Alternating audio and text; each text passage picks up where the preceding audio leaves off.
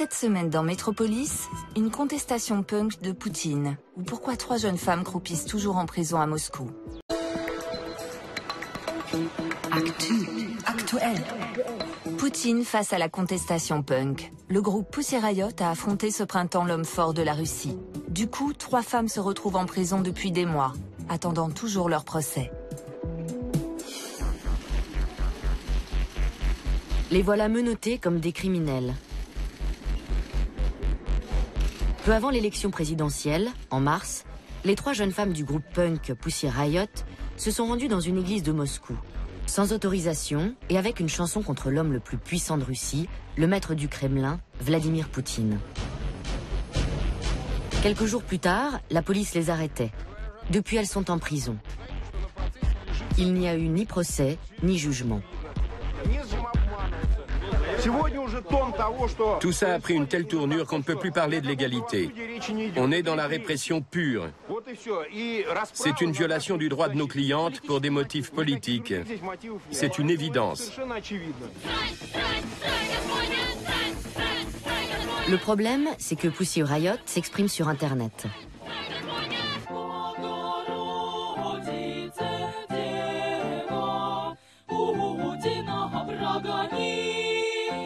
Sainte Marie, Mère de Dieu, fous Poutine dehors.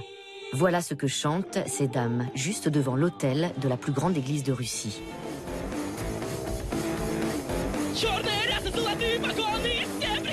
Une manifestation contre le chef de l'État. L'accusation, hooliganisme aggravé. En Russie, c'est un crime d'État. Il n'y a pas eu de jugement, mais un tribunal de Moscou a prolongé l'instruction jusqu'en janvier prochain.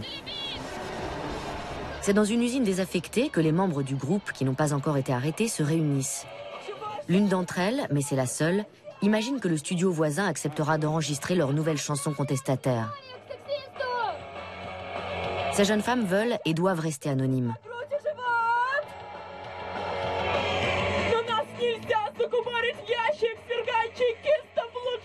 Nous n'entrons dans aucune catégorie. Nous voulons abattre les crapules, sans relâche, chantent ces femmes.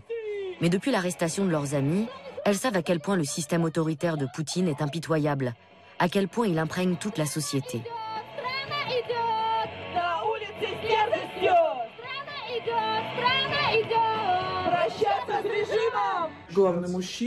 Le plus important, c'est l'homme. L'homme le plus puissant de l'État, le tsar ou le président, comme on l'appelle aujourd'hui. Et à la maison, c'est le père. La mère vient après. C'est toujours la même chaîne que l'on doit briser.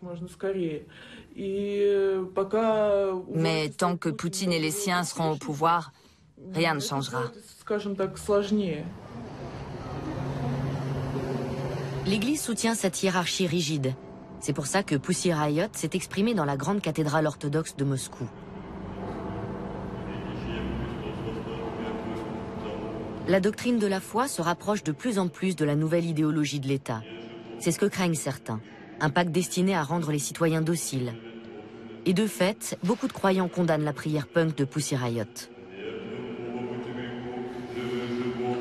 Mais pour beaucoup d'autres, la brutale persécution menée par l'État contre les jeunes musiciennes va trop loin, même si les représentants de l'Église justifient les procédés des autorités.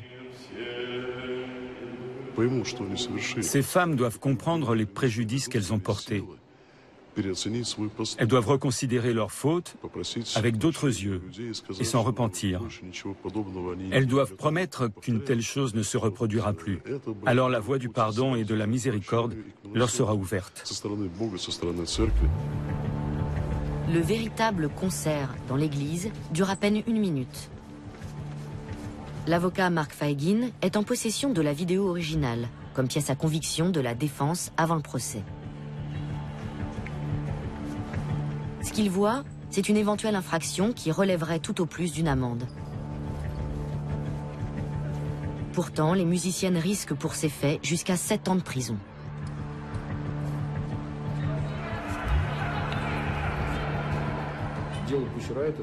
Le cas Pussy Riot est un test.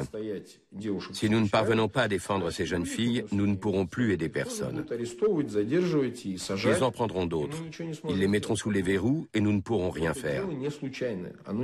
Ce cas est décisif pour montrer au pouvoir que nous pouvons faire libérer nos protégés. Le Kremlin considère apparemment les Pussy Riot comme des ennemis de l'État. Les jeunes femmes avaient déjà manifesté impunément contre Poutine cet hiver.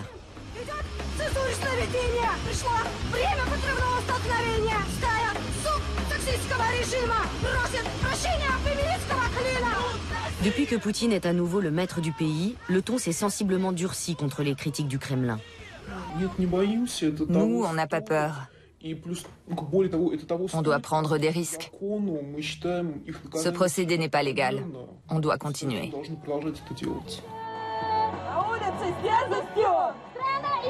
Pussy Riot a abandonné tout espoir de grâce ou de clémence.